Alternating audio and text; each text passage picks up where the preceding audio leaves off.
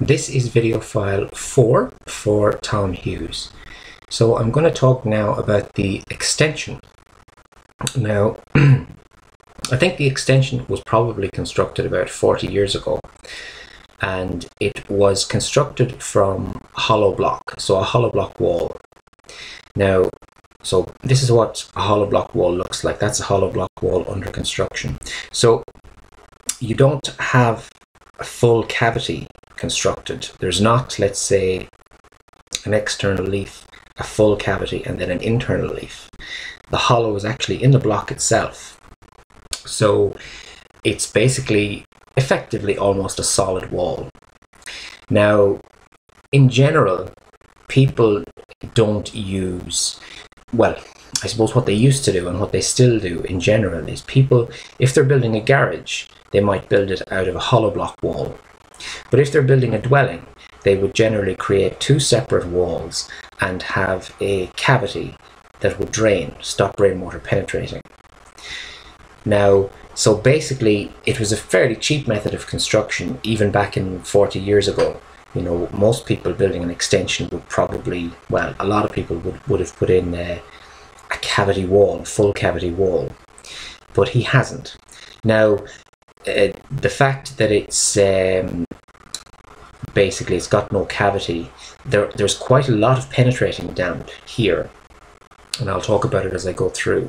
So this extension, I suppose, you know, you can build walls that are just, let's say, just a hollow block wall. They do work, but you have to make sure to maintain the cement render in good condition, that there's no cracks, that any cracks that are there are filled, because if you get any cracks and you get rainwater penetrating, then the wall gets wet very quickly and that dampness goes internally.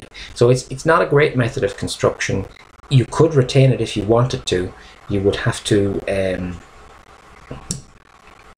basically improve the details of the roof and then fix the cracks. Or the other option is just to demolish it and to build, let's say, another extension with a cavity block. And I suppose it really comes down to whether you like the layout or not, and the amount of cost that you want to go into. So if I look here in the kitchen, you can see here in the kitchen there's quite a significant crack in that wall there, and there's cracking over here, and you can see all the dampness that's come through the roof, and a lot of the dampness that's come through the wall has just been left unchecked. Now, that's the same crack externally. See, the problem is, because it's not a cavity wall, any rainwater that penetrates goes straight through to the inside. Whereas if it was a cavity wall, it wouldn't have a path inside. It would go into the cavity, it would fall to the bottom of the cavity, and then be pushed out again. So that wall is just, when it gets wet, rainwater gets sucked in and it basically goes straight inside. So if you were going to keep the hollow block wall, those cracks would need to be repaired, and the roof detail here, you would need to re-roof it. I suppose I would recommend is putting on an A roof, on a sloped roof along the whole thing, because this roof needs to be redone on the original building. So you would redo the roof on the extension for sure. You could retain the blockwork if you wanted to, as long as you repaired the render on the outside, and then you could dry line the inside, I suppose, to get it warm. Now, this is a picture of the bathroom. Again, you've got significant cracking here in the bathroom, and it's very wet because moisture can just come straight through. That's the bathroom again. Now, you could keep the wall, as I say, but you'd have to repair those cracks, and you'd have to make sure that if any cracks came on those walls, they were repaired quickly. So now I'm briefly going to talk about the sewage.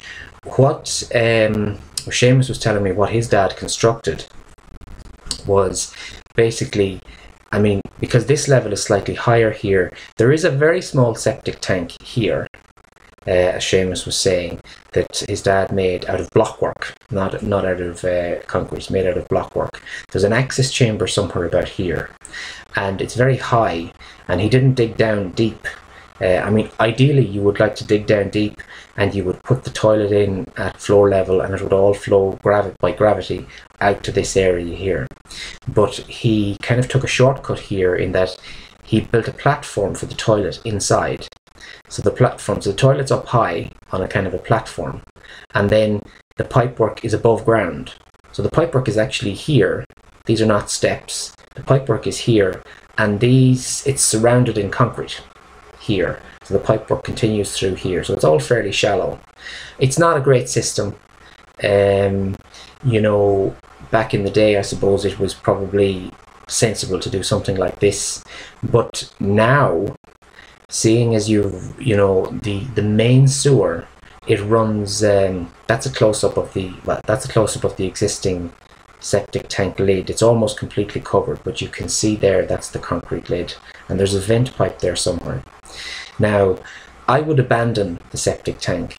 It would make sense now, as the main sewer is running past the property, and it's, to the best of my knowledge, it's that's one of the lids there. Now, you'll have to confirm in which direction it's running, as to whether it's coming down in the footpath here. You may have to do get a road opening license to connect into it. I spoke to Seamus about this, and I said to him, did you ever think about connecting it into the main sewer? And Seamus said that he is actually in negotiations with the council for doing this. The council were supposed to do some work on this property, apparently a few years ago, laying down stone or putting tarmac at them. But he never asked them to do it. So Seamus said he was going to go and ask them to do this instead, to connect them up to the main sewer. So I would talk to Seamus about that and see, where that's at, or if that's going to go ahead. It would be ideal to abandon the septic tank that's there and connect them to the main sewer. I mean, one of the advantages of this site is that, if you can get a serviced site and it's so close, it would not make sense to maintain the septic tank that's there, because it's not treating the effluent. It's got no percolation area for the septic tank, so it's not going to be working well. Now, the other thing to bear in mind when you're doing the renovations is there are floor tiles, and this is the dining room, I suppose, in the rear, in the extension. I can see there are floor tiles, an outline of floor tiles underneath the lino. So the lino was placed on top of the floor tiles. Now, just bear in mind that when you're doing the renovation, you will probably want to remove all of the concrete floors, because you want to, if you're putting in central heating, you'll be putting in central heating pipes. You'll also might possibly want to put in insulation in the floor and then pour a new concrete screed. And that's, so if you're going to do that, which would be kind of normal enough during the renovation, you keep the walls, but one of the things, in order to insulate the floor and to put down a damp-proof membrane, I'd lift the floor that's there. Now, the floor that's there is probably only very shallow. Concrete floor is probably only about 50 mil thick, because the floor is not level and it appears to have cracked significantly in areas. So I'd say it will come out relatively easily. It won't be like breaking out a reinforced concrete slab. It should come out, relatively easily. But my point in mentioning these tiles is tiles of that age, if they're vinyl floor tiles, they can contain asbestos. So your safest bet is to hire a specialised contractor to come in and take them out for you. Now, it's very low risk asbestos, because the asbestos is trapped in the tiles.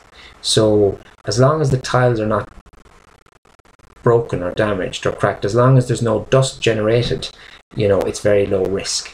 The other thing to bear in mind is underneath the tiles are often laid on a black bitumen adhesive, and that bitumen adhesive can also contain asbestos. Now, that's also very low risk, because the asbestos is trapped in the bitumen, and it's difficult for it to become airborne. But just bear in mind, you know, I would get a specialist contractor to come in and take it out for you.